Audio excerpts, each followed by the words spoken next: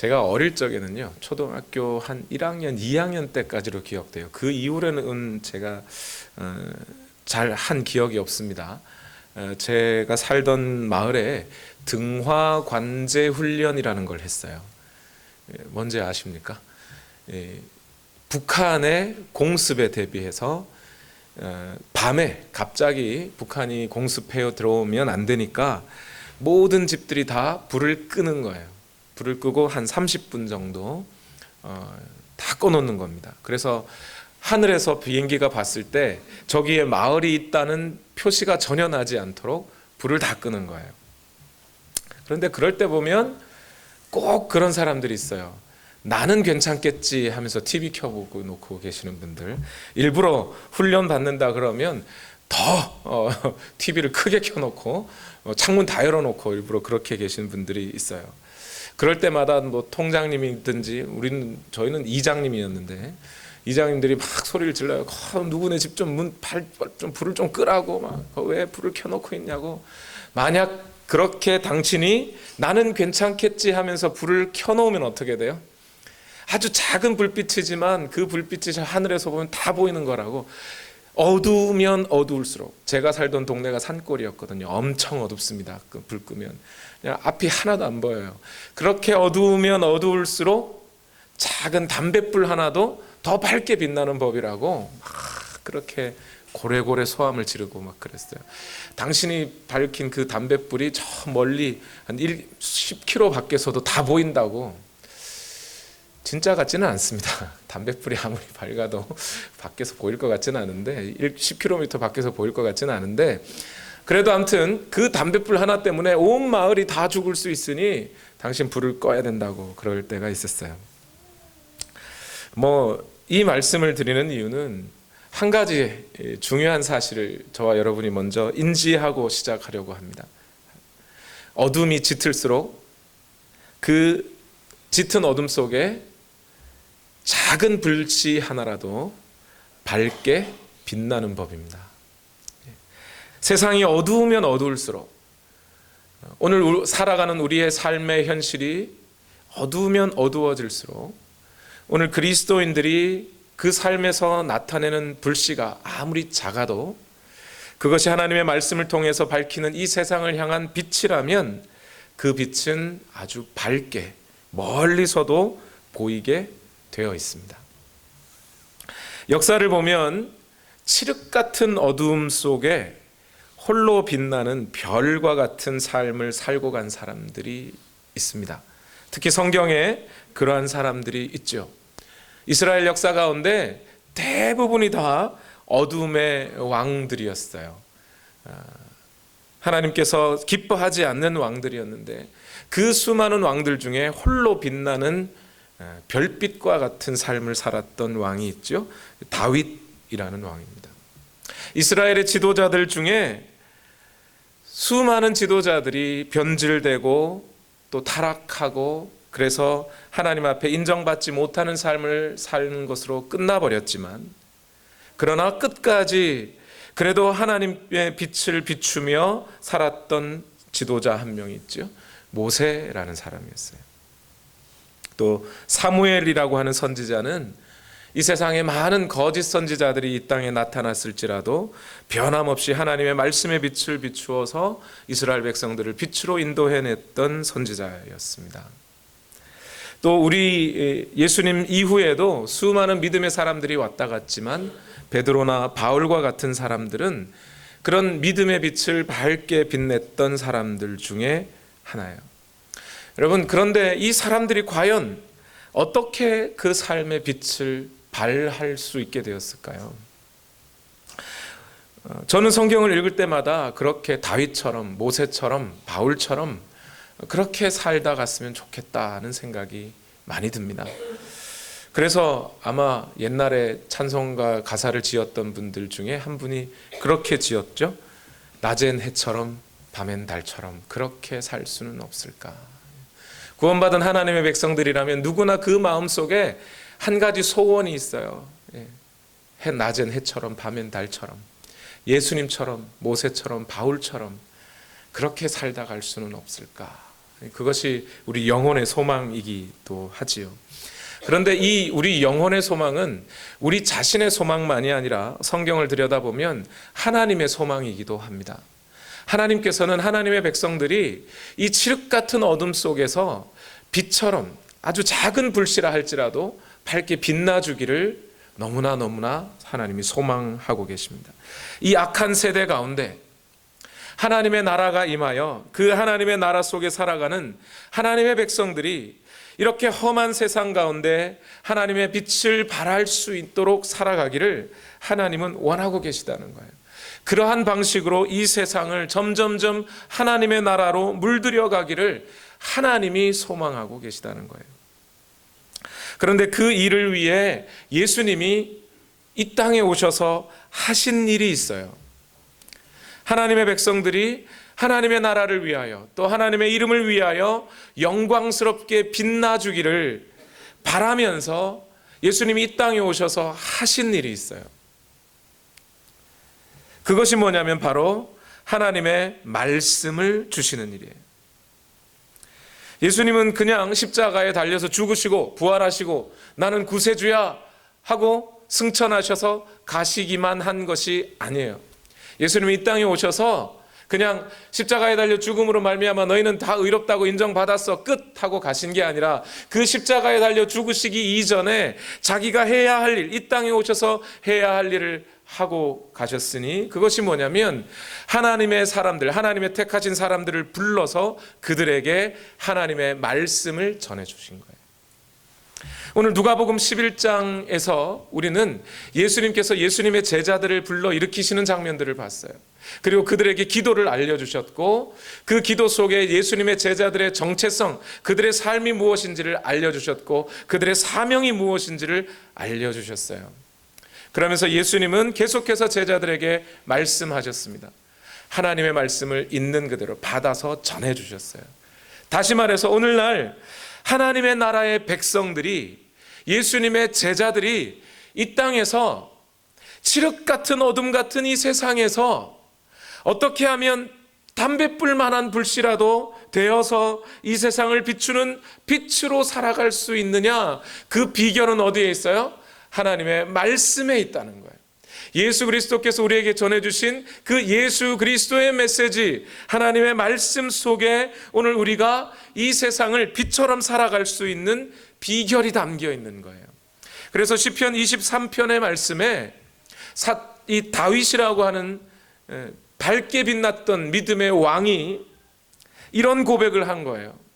사망의 음침한 골짜기로 다닐지라도 해를 두려워하지 않을 것은 주께서 나와 함께 하심이라. 이게 왜 비결이냐면 여러분, 사람들은 흔히 사망의 음침한 골짜기를 다닐 때 그때 사람들은 하나님이 안 계신다고 믿어요. 우리가 삶에 고통이 찾아오면 우리 입에선 절로 어떤 생각이 들죠? 어떤 고백이 나오죠? 하나님은 어디 계시기에 나를 도와주시지 않습니까? 그래요. 하나님은 왜 나를 버리셨습니까? 그래요. 사망의 음침한 골짜기를 다닐 때 하나님이 함께 하시지 않는다고 생각해요. 그런데 믿음의 길을 갔던 다윗은 이렇게 고백하는 거죠. 사망의 음침한 골짜기를 다닐지라도 하나님이 나와 함께 하십니다 라고 고백하고 있는 거예요. 그것은 그 다윗의 마음속에 무엇이 항상 자리 잡고 있었어요? 여러분, 사망의 음침한 골짜기예요. 사방을 둘러보세요. 뭐밖에 없어요? 골짜기밖에 없어요. 어둠밖에 없다고요. 밝게 빛나는 빛을 찾을 수가 없어요. 거기에 하나님 있다고 할 수가 없어요. 그런데 다윗은 거기에서 하나님이 함께 하신다라고 고백을 했어요.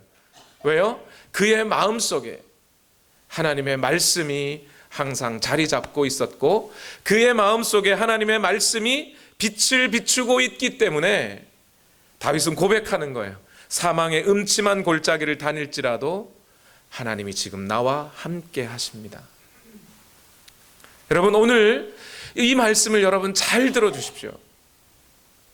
오늘 여러분이 인생의 고난 가운데, 고통 가운데 사망의 음침한 골짜기를 다니는 것 같은 그런 상황이 오늘 저와 여러분의 인생 가운데 적어도 한 번은 반드시 찾아올 수 있어요. 우리 청소년부 학생들에게도 똑같은 부탁을 해요. 여러분, 여러분의 인생 가운데 아직까지는 해가 비치는 것 같고, 아직까지는 부모님의 도움을 받아서 살다 보니 인생이 주는 어떤 이 고난과 어려움을 겪지 못할 때가 있죠. 그런데 그렇게 부모님으로부터 독립하고 살아가다 보면 인생의 막다른 골목을 만날 때가 사실은 한두 번이 아닐 거예요. 여기가 인생 막바지인가 보다, 여기가 인생 막장인가 보다, 여기가 바로 사망의 음침한 골짜기인가 보다 하고 살아가는데, 그 다음 골목을 돌았더니 더 깊은 골짜기가 나올 때도 있어요. 내가 만난 저 사람 진짜 인생에서 저런 막장 같은 인생이 없다라고 생각했는데, 사람 인생 살다 보면 더 사람 같지 않은 사람을 만날 때가 있습니다. 사람들이 살아가다 보면 내 재물을 훔쳐가서 또는 나에게 사기를 쳐서 나를 극심한 고통 속에 빠뜨리는 사람을 만나기도 하는데, 그 사람을 만나고 났더니 나를 살려주는 사람을 만나는 게 아니라 내게 칼을 디미는 사람을 만날 때도 있습니다. 바로 그러한 때에 어떻게 하면 우리는 인생의 고난 속에서도, 고통 속에서도, 이 사망의 음침한 골짜기 속에서도 주님이 나와 함께 하고 계시다라고 하는 이 고백을 할 수 있겠느냐 이 말이에요. 그것은 바로 하나님의 말씀이 오늘 우리 마음을 비추고 있을 때라야 가능한 고백이에요. 오늘 본문 말씀을 보시면, 오늘 본문은 누가복음 11장 33절에서 36절까지의 예수님이 세 가지의 비유의 말씀을 해주신 상황이에요. 그런데 이 세 가지 비유의 말씀을 어떻게 해주셨냐면, 바알세불 논쟁으로 시작되어서 이 말씀까지 왔어요. 다시 말해서 오늘 이 누가복음 11장 33절에서 36절의 말씀은 바알세불 논쟁을 결론 짓는 결론의 말씀과 같은 거예요. 바알세불 논쟁이 어떻게 시작되었나요? 예수님께서 벙어리 된 사람을, 귀신을 쫓아내어 고치셨더니 사람들이 와서 두 가지로 예수님께 그 권위를 도전했습니다. 첫 번째는 예수님의 그 권위에 대하여 그가 귀신을 쫓아낼 때 바알세불, 귀신의 왕 바알세불을 힘입어 귀신을 쫓아낸다라고 예수님을 모함했던 거예요. 그렇게 함으로써 귀신 쫓는, 귀신 축사 사역을 하고 돈 벌고 살았던 사람들이 예수님에게로 손님들이 다 끌려가니까 자기들에게도 손님이 오게 하려고 예수님을 모함했던 거죠. 두 번째는 예수님의 권위가 과연 하늘로부터 온 것이라면 그 증거가 무엇인지 증거를 내놓으라라고 하는 도전이었습니다. 이 두 가지 도전에 대해 예수님은 뭐라고 말씀하셨냐면, 예수님이 귀신을 쫓아내는 것은 단순히 한 사람의 병이 나았느냐 안 나았느냐, 기적사건이 일어났느냐 아니냐의 문제 이전에 이 세상 역사 가운데 이루어지고 있는 하나님의 나라와 사단의 나라의 전쟁 중에 하나님의 나라가 그에게 임하는 사건이 바로 예수 그리스도께서 성령을 힘입어 귀신을 쫓아내는 사건이 되는 것이다. 그런 얘기를 하셨던 거예요. 내가 성령을 힘입어 이 귀신을 쫓아낸 것이라면 하나님의 나라가 그에게 임한 것이다. 이 땅의 전쟁 가운데 나는 지금 하나님의 나라의 편이 되어 하나님의 나라의 일을 하고 있다. 그런 얘기를 하시면서 예수님께서 예수님에 대하여 바알세불을 힘입어 귀신을 쫓아내었다고 한 그 사람들을 향해 되물으시는 겁니다. 너희는 그러면 누구의 힘을 가지고 귀신을 쫓아내고 있는 거냐? 내가 하나님의 나라에 그 일을 해가고 있는데 나를 대적하고 나와 함께 모으지 않는 너희는 과연 하나님의 나라에 속해 있는 것이냐? 사단의 나라와 하나님의 나라 사이에는 스위스 같은 중립국가는 없다. 너희는 누구 편이냐를 물으셨는 거죠. 또 한 가지 사람들의 표적 증거를 요구하는 사람들에 대하여 예수님이 하신 말씀은 뭐냐면, 증거를 원하는 너희가 악한 세대다. 하나님의 말씀이 이렇게 선포되고 있고 그 하나님의 말씀을 통하여 하나님의 나라가 임하고 있는데 그 하나님의 말씀을 받아들이려 하지는 않고 도리어 표적을 요구하고 있는 너희가 바로 악한 세대로구나 라고 규정하시는 겁니다. 그리고 그들에게 말씀하시기를 요나의 표적 외에는 너희에게 줄 것이 없다. 요나가 그 무성의하게 니느웨로 가서 니느웨 사람들에게 말씀을 전했는데 그 니느웨 백성들이 요나의 말을 듣고 회개하였다. 그런데 그 요나보다 더 큰 이가 여기 와 있는데 오늘 내가 전하는 이 말씀을 너희가 믿음으로 받아들이고 전인격적으로 반응하지 않는다면 너희는 하나님의 나라의 백성이 될 수가 없다라고 말씀을 하고 계신 거예요. 오늘 본문은 그 바알세불 논쟁을 마무리하시면서 하시는 말씀입니다. 핵심은 뭐냐? 오늘 그 하나님의 말씀을 오늘 우리는 어떻게 받아들여야 하느냐 하는 거예요. 어떻게 그 하나님의 말씀이 우리 안에 자리 잡아서 오늘 우리가 하나님 나라의 백성으로 살아갈 수 있게 되겠느냐 하는 겁니다. 모세처럼, 다윗처럼, 바울과 베드로처럼 빛나는 별과 같은 삶을 살아내줄 수 있겠느냐? 어떻게 하면 그런 삶을 하나님의 말씀을 통해 살아내갈 수 있을까? 거기에 대한 말씀이에요. 그러니 여러분 오늘 이 말씀을 잘 들으시고 이 말씀이 오늘 예수님이 해주시는 이 세 가지 비유의 말씀 가운데 오늘 우리가 과연 하나님 나라의 백성으로서 하나님 나라의 하나님의 말씀을 어떻게 받아들여야 하는가? 과연 우리는 하나님의 말씀을 받아들인 하나님 나라의 백성으로서의 삶을 지금 살아가고 있는 것인가를 이 말씀을 통해 확인하시라는 거예요. 저는 오늘 이 예수님의 세 가지 비유의 말씀을 조금 더 현대 말로 좀 바꾸어서 여러분께 설명을 드리려고 합니다. 33절의 말씀을 가지고 두 가지, 34절의 말씀을 가지고 두 가지, 그리고 35절 하나, 36절 하나 이렇게 해서 전체적으로는 6가지가 되겠지만 그 순서를 따라와 보면 무슨 말씀인지 쉽게 이해될 수 있도록 말씀을 전하려고 합니다. 잘 들어주시길 부탁드립니다. 우선 오늘 하나님의 말씀이 우리 가운데 임하여서 오늘 우리가 하늘의 별과 같이 이 세상 가운데 하나님 나라의 백성으로서의 삶을 살아갈 수 있으려면 제일 먼저 우리가 무엇을 해야 되느냐 하면요, 하나님의 말씀이 선포되는 자리에 나아오셔야 합니다. 다시요, 하나님의 말씀이 선포되는 자리에 나아오시는 것이 가장 먼저 있어야 할 일입니다. 오늘 본문 누가복음 11장 33절 말씀 다 같이 읽어봅시다. 시작. 아무도 등불을 켜서 속에나 말 아래에 놓지 않고 등경 위에 놓아두어서 들어오는 사람들이 그 빛을 보게 한다 이랬어요. 여기서 말씀하시는 이 등불이라는 것은 예수님이 전하는 메시지를 말해요. 예수님의 메시지는 뭐였습니까? 예수님 분명히 하나님으로부터 내가 전할 말씀을 받아서 전한다 이랬어요.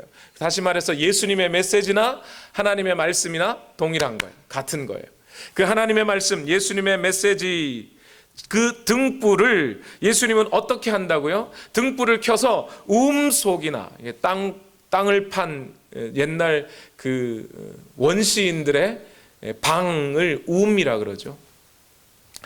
속에 아주 어두운 곳에 집어넣어 놓고 아무도 못 보게 넣어 놓거나 또는 말 아래에 두지 않고 스탠드, 그죠? 스탠드 아래에 두지 않고 등경 위에 두어서 방으로 들어오는 모든 사람들이 그 빛을 보게 한다 이랬어요. 이 말씀은 무슨 뜻이겠습니까? 하나님의 말씀, 예수 그리스도의 메시지는 선포될 때 어떻게 선포된다는 거예요? 모든 사람들 앞에서 선포된다는 겁니다. 공개적으로 선포된다는 거예요. 하나님의 말씀을 전할 때 여러분 사도행전 2장에 성령을 받은 하나님 나라의 그 선포자들, 예수님의 그 제자들이 성령을 받고 성령이 말하게 하심을 따라 말씀을 전하기 시작하였는데 어떻게 했어요? 마가의 다락방 안에서 말씀을 전했습니까? 그들이 밖으로 뛰쳐나가서 세상을 향하여 하나님의 말씀을 공식적으로 선포하였죠. 예수님도 자신의 공생애를 시작할 때 공개적으로 수많은 사람들 앞에서 말씀을 선포하면서 공생애를 시작하셨어요. 예수님의 메시지, 하나님의 말씀은 모든 사람에게 공식적으로 선포되도록 되어 있다는 거예요. 하나님의 말씀은 사람들을 그 어두운 곳에 나와 빛으로 인도하는 하나님의 빛이고, 하나님 그 사람들을 안내하기 위하여 비춰지는 것이라는 거예요. 말씀은 선포되기 위하여 하나님께 입에서 발해진 거예요. 이 말씀은 결국 모든 사람의 눈이 어두워져 있다는 것을 전제로 합니다. 지식이 있는 사람이나 없는 사람이나, 학교 공부를 많이 한 사람이나 못한 사람이나 관계없이 사람들의 눈은 그들의 죄와 욕심에 가려져 있습니다. 욕심이 잉태한 즉 죄를 낳고, 죄가 장성한 즉 사망을 낳는다 라는 말씀이 뭐예요? 모든 사람이 죄를 범하였다라는 말씀의 뜻이 뭡니까? 모든 사람들이 그 욕심을 따라 죄를 짓고 있다는 거예요. 그 욕심을 따라 하나님이 원하는 삶을 살지 않고 있다는 거예요. 모든 사람의 눈이 가리워져 있다는 겁니다. 그래서 그 가리워진 눈 앞에 하나님의 말씀에 빛이 비춰줘야 하기 때문에 하나님의 말씀은 공개적으로 선포되게 되어 있는 거예요. 성경이 세상에서 가장 많이 팔리는 책이 되는 것도 하나님의 계획 가운데 있는 거죠. 한국의 교회가 많이 세워지고 있고, 예전에 어떤 목사님은 밤마다 서울 하늘을 쳐다보면 빨간 네온 십자가가 너무 많은데 왜 기독교는 이렇게 힘을 잃어가고 있느냐 하면서 한탄스러워 하셨다고 합니다만, 그러나 제 생각은 조금 다릅니다. 여전히 이 땅 가운데 하나님의 말씀이 선포되어져야 합니다. 그렇기 때문에 교회는 지금도 세워져야 하는 겁니다. 하나님의 말씀을 들어야 이 땅의 사람들이 구원을 얻을 수 있기 때문이에요. 눈먼 자들이 빛으로 나올 수 있기 때문이에요. 기독교의 역사를 살펴보면 위대한 부흥의 기간 동안에 항상 있었던 일들이 뭔가요? 사람들이 말씀 앞에 나아가는 거예요. 여러분, 교회에 주일마다 예배드리러 가는 것, 그래 가서 목사님의 설교 말씀을 듣는 것이 무슨 의무이거나 어떤 뭐라 그래야 될까요? 하기 싫은데 억지로라도 해야 될 어떤 일들이 아니에요, 여러분. 하나님의 말씀을 듣는 것은 오늘 앞을 보지 못하는 내가 눈 멀었다는 것을 자각하고 인정하고, 하나님의 말씀이 없이는 단 한 걸음도 앞에 나아갈 수 없습니다 하는 고백으로 하나님 앞에 나오는 거예요. 그렇게 주님의 말씀 앞에 나오는 겁니다. 그래서 하나님께서는 이 어두운 세상 가운데 하나님의 부흥의 불길을 일으켜야 할 때 하나님의 사람들의 마음을 여시고, 또 하나님의 말씀을 선포하는 자들의 입을 열어 말씀을 선포하게 하시고 사람들이 그 말씀 앞에 나오게 했어요. 미스바에서 이스라엘 백성들이 모였을 때도 그랬습니다. 새롭게 발견된 하나님의 말씀의 두루마리를 학자들과 선지자들이 꺼내 읽을 때마다 그 읽기 위해, 그 읽는 말씀을 듣기 위해 이스라엘 백성들이 미스바의 광장으로 모였던 거예요. 웨일즈에서도, 평양에서도 그와 같은 일들이 있었습니다. 평양 부흥운동이 일어난 후 그 부흥의 불길이 한국 전체를 불사를 때 한국 교회는 주일 아침 예배만으로는 모자랐어요. 그래서 새벽마다 사람들이 모여서 말씀을 들었습니다. 저녁마다 모여서 말씀을 들었어요. 주일 저녁 예배와 수요일 저녁 예배는 당연히 가야 하는 것으로 알고 말씀 듣고 모였어요. 말씀을 듣기 위해 갈급한 심령들이 모여들었습니다. 그것이 부흥운동이 일어났을 때마다 일어났던 일들이에요. 그런데 사람들이 오늘날 말씀에 대한 그 열정이 내게 무엇인가 신비로운 기적사건이 일어나기를 바라는 마음으로 변질을 되니까 부흥의 불길은 점점 식어져 갈 수밖에 없었던 거죠. 말씀의 선포자들이 말씀을 선포하기보다는 다른 여러 가지 방법을 통해 사람들을 동원하는 것으로 부흥운동을 대신하려고 할 때 교회는 쇠퇴해 갔던 거예요. 거기에 패착이 있었던 겁니다. 사람들이 말씀에 대한 열정보다 물질에 대한 열정과 교회 가면 선물 받는다, 교회 가면 기적을 보게 된다, 교회 가면 병 낫더라, 그 자체가 나쁘다는 게 아니에요. 그러나 그것을 말씀보다 우선하게 될 때 교회는 점점 쇠퇴해가고 있었던 거죠. 오늘날에 와서는 사람들이 말씀을 듣기 위해 모이는 그 모임을 우매한 일이라거나 맹신적인 일이라고 폄하하고 그저 일상의 예배가, 삶의 예배가 중요하다고, 공적인 예배는 중요하지 않다고 말하는 이 상황이 결국 교회로 모이는, 하나님의 말씀 앞에 모이는 사람들이 모이지 못하게 만들어버리고, 하나님의 말씀 앞에 모이지 않기 위한 핑계로 삶이 중요하지 뭐, 삶의 예배가 중요하지 뭐 라고 하는 말들로 바꿔버리고 있는 거죠. 여러분, 하나님의 말씀을 사모하고 그 말씀을 듣기 위해 모이는 것은 절대 나쁜 일이 아니에요. 하나님의 백성들은 반드시 거기서부터 시작되어 왔어요. 하나님의 교회는 거기서부터 시작되어 왔어요. 초대교회가 어떻게 모였어요? 안식 후 첫날, 우리는 저 유대인들의 그 제사와는 다른 것이라고, 하나님의 말씀 앞에 모여 사도들의 말씀을 듣기를 날마다 상고함으로, 사도행전 4장을 보세요. 2장 말미를 보세요. 그들이 날마다 모여 떡을 떼며 사도들의 가르침을 날마다 들었다 그랬어요. 그렇게 시작된 것이 교회예요. 하나님의 교회는 그렇게 시작되는 거예요. 그 열정이, 하나님의 말씀을 향한 열정이 없어진 것이 통탄할 일인 것이죠. 예수님은 요나의 표적과 솔로몬의 경우를 말씀을 들어 2000km를 걸어온 남방 여왕의 경우를 말하지 않으셨습니까? 말씀이 선포되는 자리에 나오는 것, 그것이 주일 예배든 금요 예배든 새벽 예배든 관계없이, 큐티라는 이름이든 묵상이라는 이름이든 관계없이, 여러분, 하나님의 말씀이 선포되는 자리, 하나님의 말씀이 들려지는 자리에 나오셔야 합니다. 거기서부터 하나님의 백성들이 만들어지는 거예요. 두 번째, 하나님의 말씀이 선포될 때 여러분, 그 말씀을 나에게 주시는 말씀으로 들으셔야 합니다. 말씀이 공개적으로 선포되는 것을 말씀드렸어요. 그런데 말씀은 공개적으로 선포되지만 그 말씀을 내 말씀으로, 나에게 주시는 말씀으로 받아들임이 없이 우리의 삶에 변화는 생기지 않습니다. 말씀은 우리 삶에 적용되기 위해 선포되는 거예요. 말씀의 시작은 하나님의 입술에서 시작되었지만 그 말씀의 종착역은 여러분의 마음이 되어야 하는 겁니다. 그래서 저는 계속해서 이 하나님의 말씀을 예배의 상황에서 선포하려고 하는 겁니다. 물론 각자 개인의 삶에서 서로 대화 가운데, 성도들 간의 교제 가운데 하나님의 말씀과 그 깨달음이 주고받아져서 서로 교제하는 가운데 서로의 성숙을 도모할 수 있을 겁니다.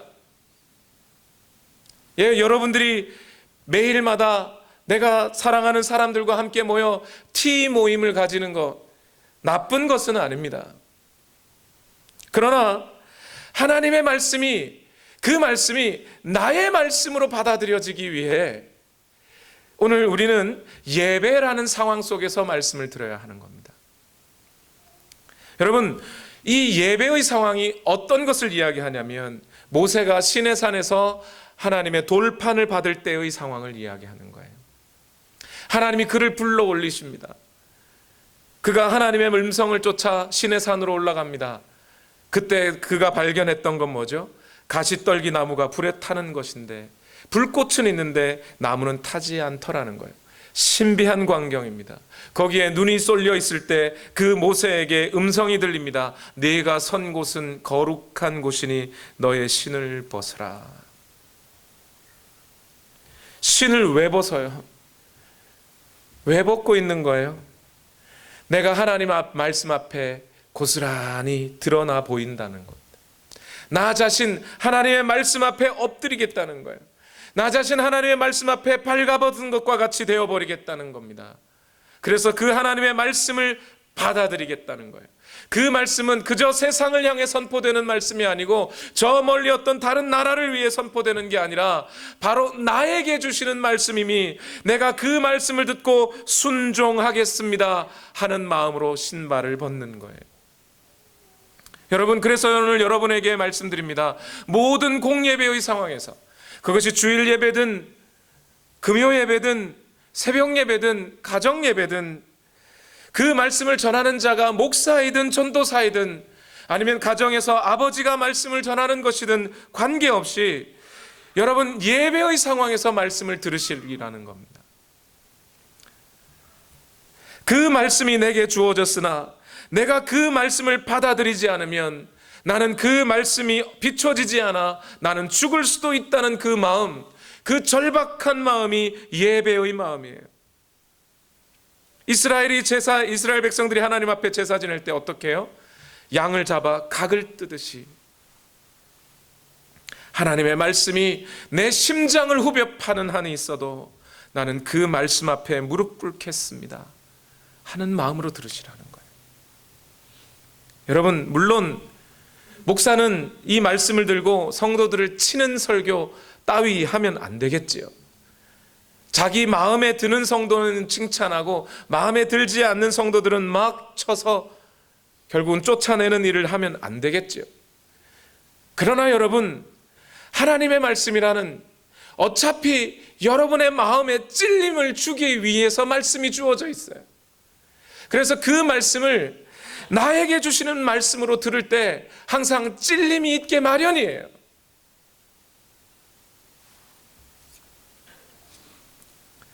그러니 저 목사가 나를 치네 그러지 마시고, 저 역시 여러분 쳐서 좋을 게 뭐 있습니까?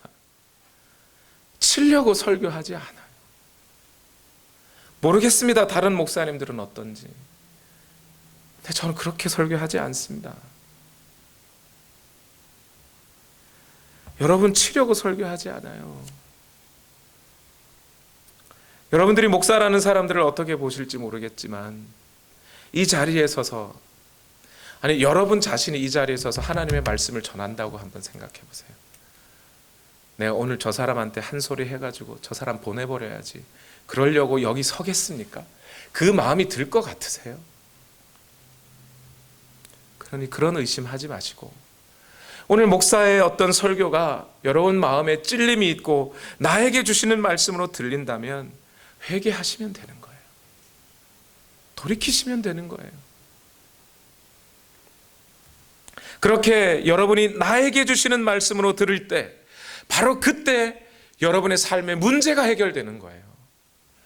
수십 년 동안 하나님의 말씀을 전하면서 위대한 설교자의 이름을 들었던 마틴 로이드 존스라고 하는 목사님의 설교자라는 책에 보면 목사님이 그 얘기를 할 때가 있어요. 설교 강단에 서서 나는 A라는 주제로 말씀을 전했는데 B와 C의 문제를 안고 있던 사람들이 나중에 찾아와서 목사님, 오늘 말씀을 통해 내 문제가 해결되었어요 라고 말하더라는 거예요. 자기는 그냥 A라는 주제로 선포했을 뿐인데 각자가 자기의 말씀으로 받아들였더니 그 사람들이 갖고 있던 전혀 다른 B와 C의 문제가 해결되더라는 겁니다. 하나님의 말씀은 그런 능력이 있는 거예요, 원래가.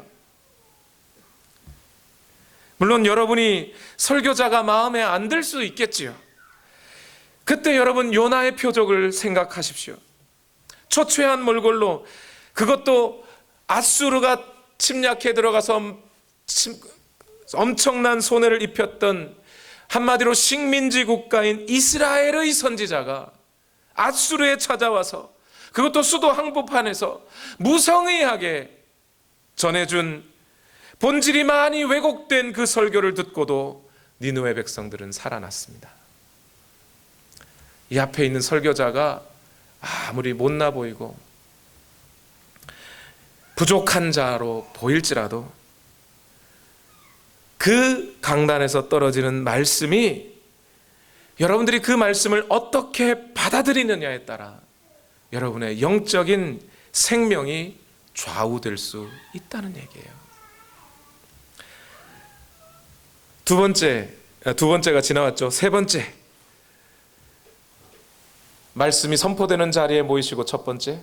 두 번째, 그 말씀을 들으실 때 나에게 주시는 말씀으로 들으시고, 세 번째, 말씀 자체의 의미에 집중하십시오. 누가복음 11장 34절을 다 같이 읽읍시다. 시작. 내 눈은 몸의 등불이다. 내 눈이 성하면 내 온 몸도 밝을 것이요 내 눈이 성하지 못하면 내 몸도 어두울 것이다. 여기서 눈 얘기를 왜 꺼내는 걸까요? 눈을 쳐다보니까 눈이 이상하게 생긴 사람은 영적으로도 이상해. 저 그런 얘기 많이 들었어요. 한국에서 사역하는데 영적으로 능력 있는 목사님들은 눈빛이 달라, 이런 얘기를. 지금 그 얘기 하시는 거예요, 예수님이? 눈빛 얘기 하시는 겁니까?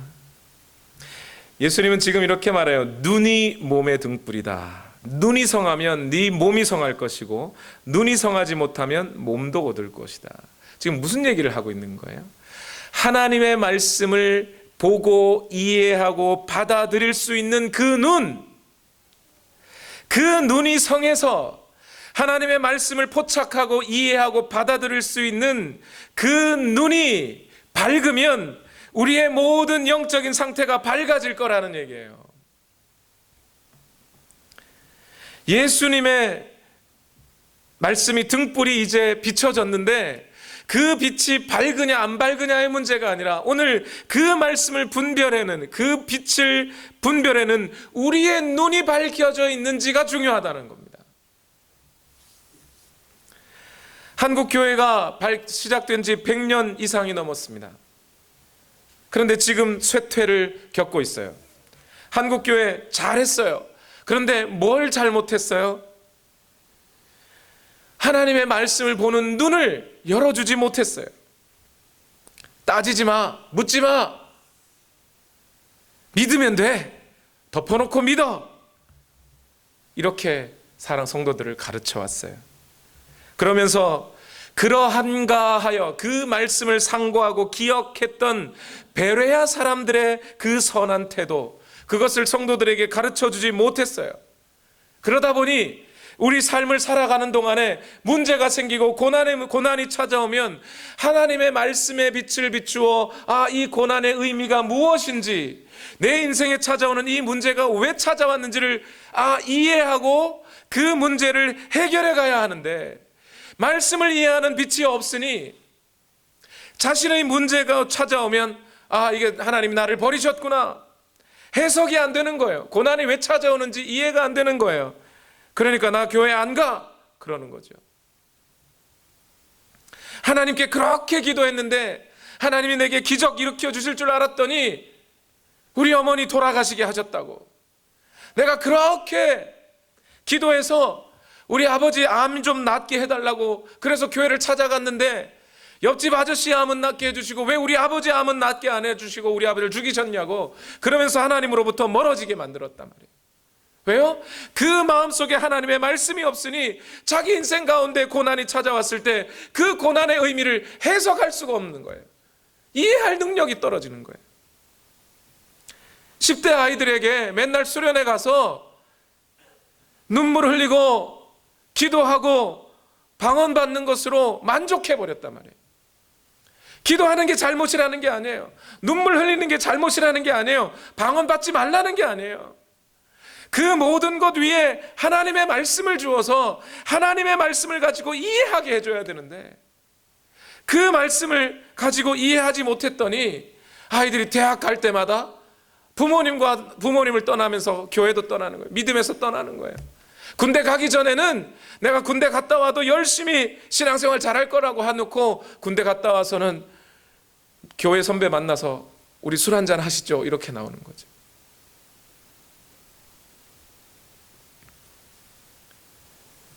여러분, 성경을 읽고 살아갈 때, 여러분 큐티 할 때 마찬가지예요. 그 말씀에 집중하시고 그 말씀의 의미가 무엇인지 계속해서 궁리하고 생각하고 집중하십시오. 좋은 질문을 한 것으로 만족하지 마십시오. 그 질문의 답을 끝까지 들으십시오. 말씀을 통해서 얻어내십시오. 한국 신학자로서 성경 66권 주석을 낸 정함 박윤선이라고 하는 박사님이 있습니다. 목사들의 목사로 불리는 분이세요. 이분이 이런 이야기를 해요. 오늘날 사람들은 성경을 깨닫는 것으로 만족하는 것을 알아야 합니다. 깨달으려고 힘을 쓰면 깨달아집니다. 목사만 깨닫는 것이 아니라 우리 모든 사람, 믿는 사람이 다 깨달을 수 있습니다. 그런데 우리 모든 믿는 사람이 이 권리를 포기합니다. 성경을 깨닫고자 하는 소원이 그렇게 강하지도 않고 깨달으려고 힘쓰지도 않아요. 참으로 유감입니다. 왜 이런 좋은 권리를 포기합니까? 늘 성경을 깨달으려고 힘쓰는 사람이 은혜를 받습니다. 하나님의 말씀을 깨달으려고 본인이 그렇게 노력해 봤더니 하나님이 깨닫게 하시더라는 거예요. 심지어 이분은 자기 전에 하나님의 말씀을 깨닫기 위해서, 알고 싶기 위해서 성경 속에 잘 이해되지 않는 그 본문을 머릿속에 한참 생각하다 잠이 들어버려요.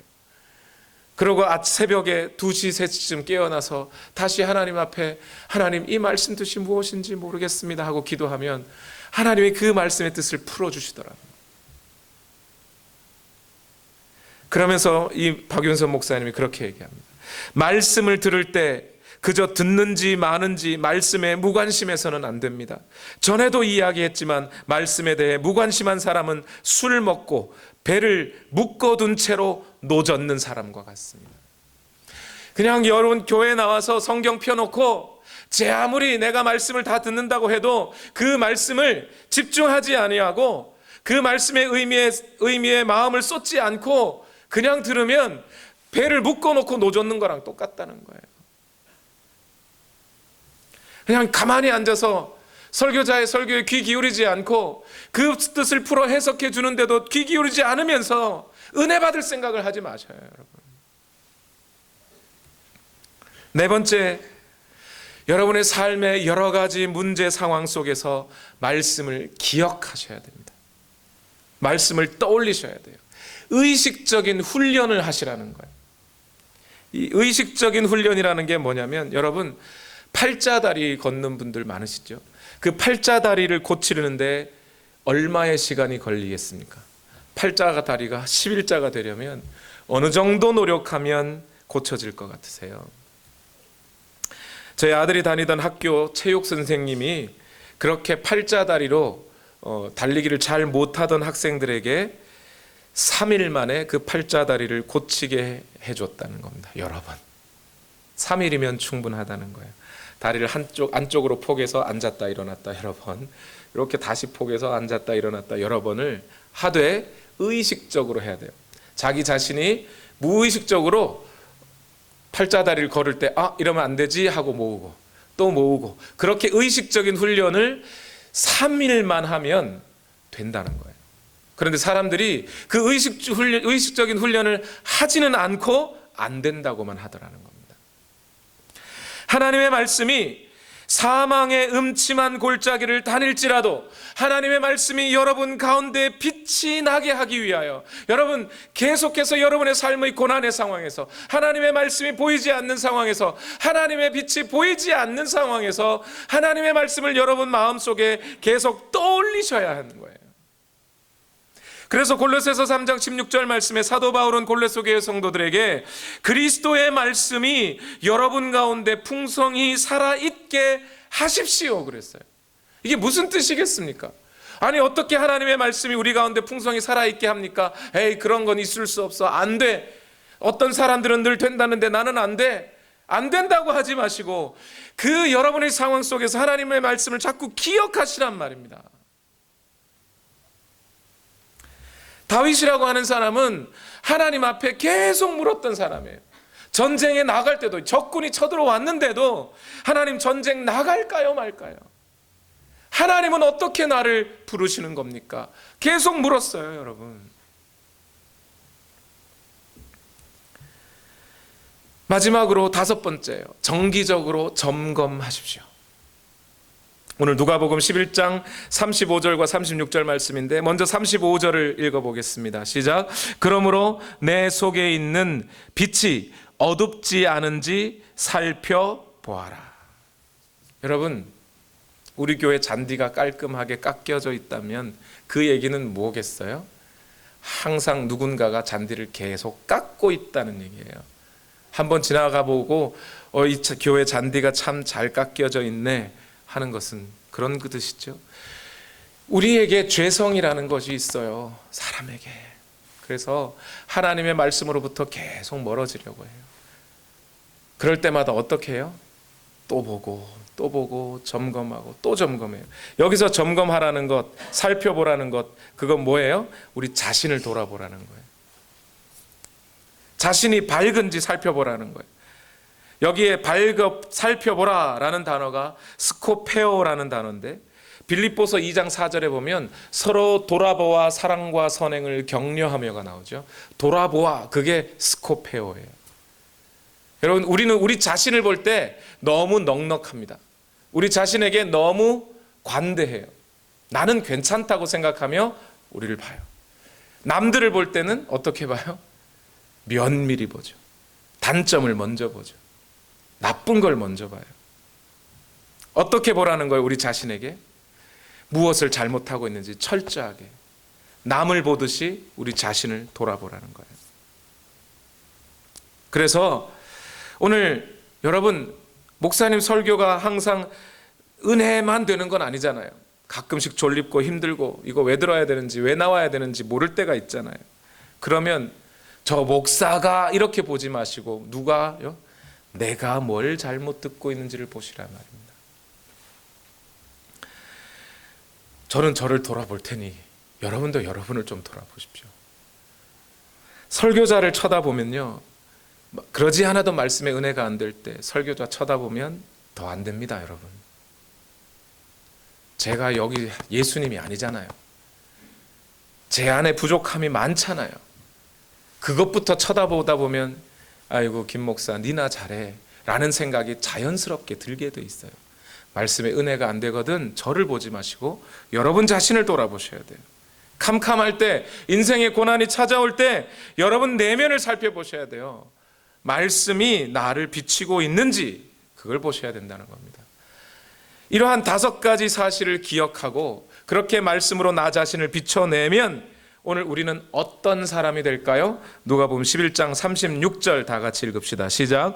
내 온 몸이 밝아서 어두운 부분이 하나도 없으면 마치 등불이 그 빛으로 너를 환하게 비출 때와 같이 내 몸은 온전히 밝을 것이다. 예수님이 전해주신 메시지, 그 하나님의 말씀 앞에 나아가 그 말씀을 나의 말씀으로 받고 또한 그 말씀이 무슨 뜻인가 집중하고 그 의미를 계속 궁구하며 그리고 우리 삶의 고난 속에서 하나님의 말씀을 잃어갈 때 그 말씀을 나에게 적용하여 내 속에 나를 살펴보게 되면, 그래서 그 하나님의 말씀이 나를 비추게 하면 그러면 어떻게 된다는 거예요? 우리는 온전히 밝은 자가 될 거라는 거예요. 칠흑 같은 어둠 속에 밝게 빛나는 빛이 되어갈 거라는 겁니다. 아무리 어두워도 담뱃불같이 작은 불빛이 이 세상을 빛내게 하듯이 그 자신이 빛이 되어 이 세상을 비추는 빛으로 서게 될 것이라는 거예요. 그 얘기가 여기 온전히라는 말 속에 들어가 있어요. 온전히 밝을 것이다. 여기 온전한, 온전히라는 이 말은 홀론이라는 단어인데 2가지 뜻이 있어요. 첫 번째, 전부라는 뜻입니다. 전부. 마태복음 5장 29절, 내 오른 눈이 너로 하여금, 다 같이 읽읍시다. 시작. 내 오른 눈이 너로 하여금 죄를 짓게 하거든 빼서 내버려라. 신체의 한 부분을 잃는 것이 온 몸이 지옥에 던져지는 것보다 더 낫다. 여기에 온 몸 할 때 온이 홀론이에요. 이것이 온전하다의 의미예요. 이것은 하나님의 말씀이 우리를 비추게 하면 우리의 지성만 밝아지는 것이 아니라 우리의 감정과 의지 모두가 전 인격이 하나님 앞에 밝게 빛나게 되어 있다는 뜻이에요. 온 몸이, 신체의 일부가 아니라 온 몸이 밝아질 것이다. 우리의 삶과 우리의 인격 전부가 밝아지게 될 것이다라는 거예요. 두 번째, 이 혼론이라는 단어에 무슨 뜻이 있냐면 드려지다라는 뜻이 있어요. 마가복음 12장 30절 다 같이 읽어봅시다. 시작. 내 마음을 다하고 내 목숨을 다하고 내 뜻을 다하고 내 힘을 다하여 너의 하나님이신 주님을 사랑하여라 했는데, 여기에 다하고 다하고 다하고 다하여, 이 다하고가 혼론이에요. 다 드린다, 다 드려진다, 다 하나님께 올려진다, 이런 뜻이에요. 여러분, 우리가 하나님 앞에 드려진 인생, 하나님, 우리 인생을 하나님 손에 올려드립니다, 이런 기도 우리 많이 하죠. 그 드려진 인생이 된다는 것이 무슨 뜻인가요, 여러분? 무조건 목사 된다는 게 드려진다는 게 아니에요, 여러분. 선교사 된다는 게 드려진다는 게 아닙니다. 우리의 인생이 드려진다는 의미는 하나님의 말씀으로 온전히 우리를 비추어 그 말씀 앞에 엎드린다는 거예요. 이 세상이 어떻게 우리를 공격하여도 우리는 그 하나님의 말씀에 순종하겠습니다. 그게 드려진다는 의미예요. 말씀 앞에 내 생각, 내 고집 꺾어버리고 순종함으로 하나님의 말씀을 받아들이는 것이에요. 여러분, 인생이라는 거 단거리가 아니라 장거리죠. 긴 싸움이에요. 이 인생을 하나님의 말씀으로 살아가시는, 그렇게 하려 우리를 하나님의 뜻대로 인도하시는 하나님과 내 고집대로 내 마음대로 살려고 하는 나와의 치열한 싸움이 인생이에요. 여러분, 그 인생 속에 어떻게 살아가시려 합니까? 야복강에서 하나님의 천사와 씨름했던 야곱처럼 사실 거예요? 그렇게 살면 어떻게 돼요? 뼈 부러집니다, 여러분. 하나님의 말씀 앞에 순복하고 그 말씀 앞에 순종하는 삶이 온전히 드려지는 삶이에요. 여러분, 말씀을 맺읍시다. 오늘 정말 짧게 하려고 했는데 벌써 많은 시간이 지났어요. 네, 여러분, 이 사실을 반드시 알아주십시오. 저는 우리 온누리교회 성도님들 모두가 다윗과 같이, 모세와 같이, 베드로와 같이, 바울같이 그렇게 밝게 빛나는 삶을 사시기를 원합니다. 그런데 그렇게 살아가려면 오늘 우리에게 무엇이요? 하나님의 말씀이 필요합니다. 그리고 그 말씀이 우리에게 주시는, 나에게 주시는 말씀으로 받아들이고 그 말씀을 말씀하신 하나님의 뜻을 이해하고 받아들여 그 말씀 앞에 순복하고 살아가야 합니다. 그것이 바로 하나님의 백성다운 삶이고 예수 그리스도의 제자로 부르심 받은 삶이고 하나님께서 오늘 우리에게 원하시는, 요구하시는 삶입니다. 그 뜻대로 살아가시길 예수님 이름으로 축원합니다. 우리 다 같이 기도하십시다. 우리 함께 기도하실 때에, 주님, 우리의 인생이 무엇입니까? 이 인생 끝까지 믿음으로 달려가게 하여 주옵소서. 이 칠흑 같은 세상 속에 좌우를 살펴도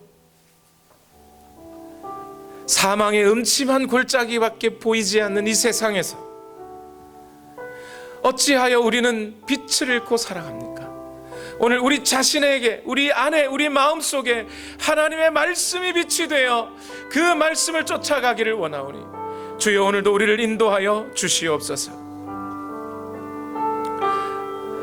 우리 시간 기도하기에 앞서 우리 찬양을 하나님께 올려드립시다. 주 말씀 향하여 달려가리라.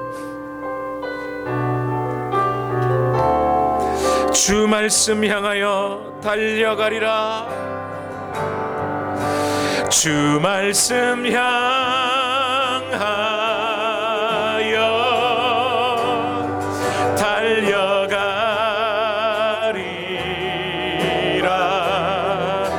힘도 아닌 능도 아닌 오직 성령으로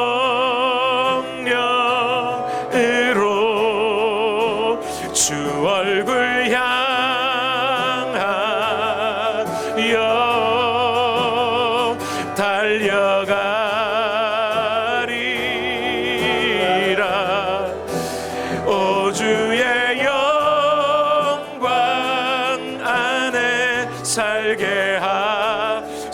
주옵소서. 주 말씀 향하여, 말씀 향하여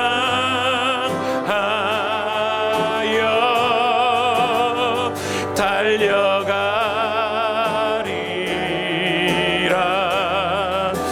힘도 아닌 능도 아닌 오직 성령으로 주 얼굴 향하여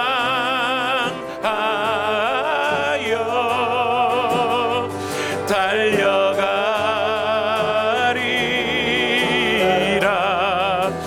오 주의 영광 안에 살게 하소서. 여러분, 2019년의 12월 이제 이미 시작된 지도 벌써 6일이 지났습니다. 지금 이 시즌이 어떤 때인가요? 우리가 하나님의 말씀을 따라 순종하며 그 말씀에 따라 나아왔는지 점검해 볼 때가 아닙니까? 하나님의 말씀의 선포의 자리로 우리는 얼마나 자주 나아왔습니까? 그 말씀을 얼마나 나의 말씀으로 받아들였습니까? 그 말씀의 의미를 알기 위하여 얼마나 집중하였으며, 우리 삶의 고난과 어려운 환경 속에서도 우리는 얼마나 하나님의 말씀을 기억해냈습니까? 우리 자신을 이 시간 점검해 봅시다. 그리고 우리 안에 점검하였을 때에 우리 안에 실수와 잘못들이 보여지거든 그냥 넘어가지 말고 회개함으로, 하나님, 내가 이 말씀을 따르지 못하였습니다. 이 말씀을 이해하지 못하였습니다. 주의 성령이 내게 말씀의 빛을 비추어 오늘 그 말씀을 이해하게 하시고, 다가오는 새해 가운데에서는 하나님 이 말씀을 바로 알고 뜻을 따르게 하여 주옵소서. 하나님의 은혜 속에 살게 하여 주옵소서. 우리 그렇게 나아가야 하지 않겠습니까? 오늘 이 시간 기도하실 때에 우리 자신을 점검합시다. 그리고 하나님, 주의 말씀을 쫓는 하나님의 그 말씀을 향한 열정이 다시금 내 안에서 살아날 수 있도록 주의 성령이 나를 인도하여 주옵소서. 주의 성령으로 나를 충만케 하여 주옵소서. 우리 다 같이 함께 기도하겠습니다. 살아계신 아버지, 오늘도 우리를 인도하여 주시옵소서.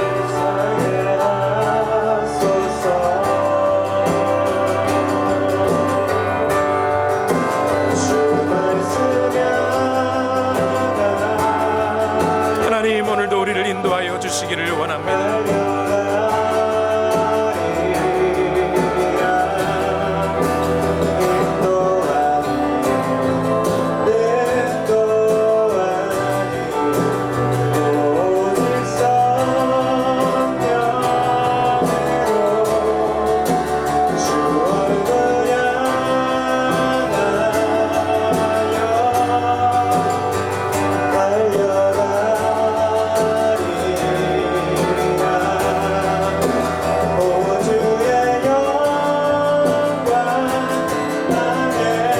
오늘도 우리를 인도하여 주시기를 원합니다. 주의 말씀 앞에 나아가기 원합니다. 하나님, 역사하여 주시옵소서.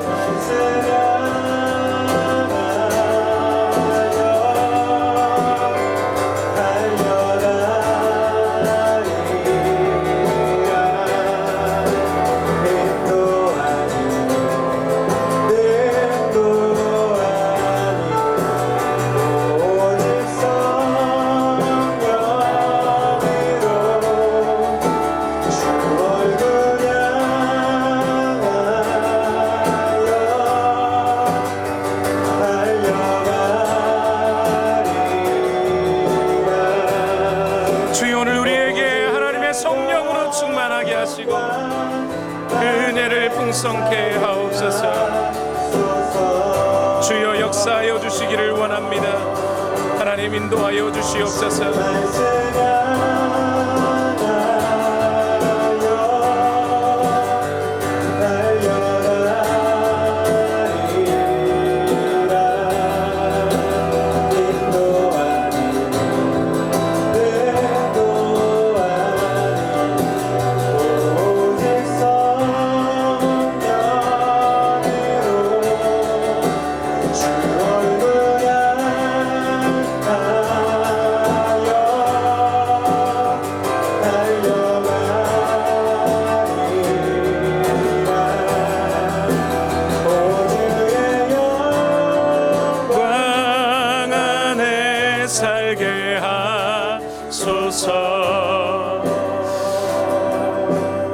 여러분, 우리 모두의 인생이 하나님 앞에 드려지는 인생이 되기를 원하십니까? 우리의 인생이 하나님 앞에서 드려진 인생이기를 원하십니까? 우리 어머니들 맨날 아들만 드린다고 서원하고 그러지 마시고 내 인생도 좀 하나님 앞에 드리십시다. 그리고 그렇게 드리는 인생으로 살아가 봅시다. 그 하나님 앞에 드려진 인생 어떻게 사는 건가요? 하나님의 말씀 앞에 무릎 꿇고 그 말씀이 뭐라 하시든 순종하는, 그것이 드려진 인생이에요. 하나님이 받으실 만한 인생이란 말입니다. 그 일을 위하여 오늘 우리에게, 우리 마음에 하나님의 말씀이 빛이 비춰지게 하옵소서. 하나님의 말씀이 우리를 다스리게 하여 주시옵소서. 주여 역사하여 주시고 오늘 우리의 삶이 하나님 앞에 드려진 바 되기 위하여 하나님의 말씀이 우리 안에 들려지게 하시고 선포되게 하시고 하나님의 말씀이 우리 안에 비춰지게 하옵소서. 우리 다시 한번 일심으로 기도하겠습니다. 살아계신 하나님, 오늘도 역사하여 주시옵소서. 우리 온누리 교회를 주여 기억하여 주셔서 하나님의 말씀이 선포되고 그 말씀이 오늘 우리의 삶에 이루어져가는, 우리 마음을 밝혀주는 그런 교회로 나아가기를 원합니다. 그래야 오늘 우리 온누리 교회 가운데 모세와 같은 이가, 다윗과 같은 이가, 바울과 같은 이가, 예수 그리스도의 참된 제자가 세워져 가도록 주여 우리를 인도하여 주시옵소서.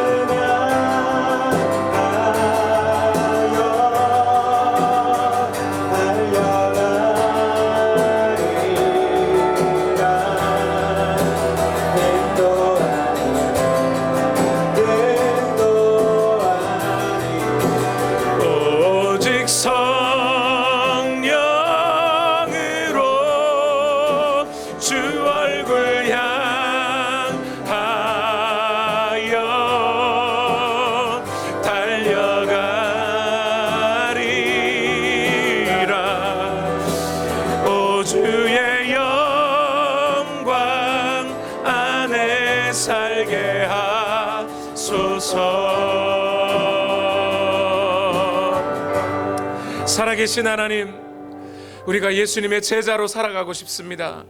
이 험한 세상 가운데 사단의 나라와 하나님의 나라가 전쟁 중에 있을 때 오늘 우리가 하나님의 나라의 편에서 하나님의 그 사역과 하나님의 역사심 속에 이 땅에 하나님의 나라가 임하는 그 사건 속에 오늘 우리가 있기를 원합니다. 그래야 오늘 우리의 인생이 하나님 앞에 드려진 바 되고 하나님이 받으실 만한 인생으로서 살아가기 원하오니 주여 오늘 우리를 인도하여 주셔서 하나님의 말씀이 오늘 우리 심령 가운데 날마다 때마다 시마다 선포되고 증거되고 비춰질 수 있도록 주여 우리를 인도하여 주시옵소서. 그 일을 위하여 오늘 우리에게 말씀을 허락하신 하나님, 그 말씀이 오늘 우리 안에 증거되고 선포되기를 원합니다.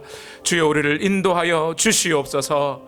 모든 영광과 감사와 찬송을 주님 홀로 받으시기를 원하오며 예수님의 이름으로 기도하옵나이다. 아멘.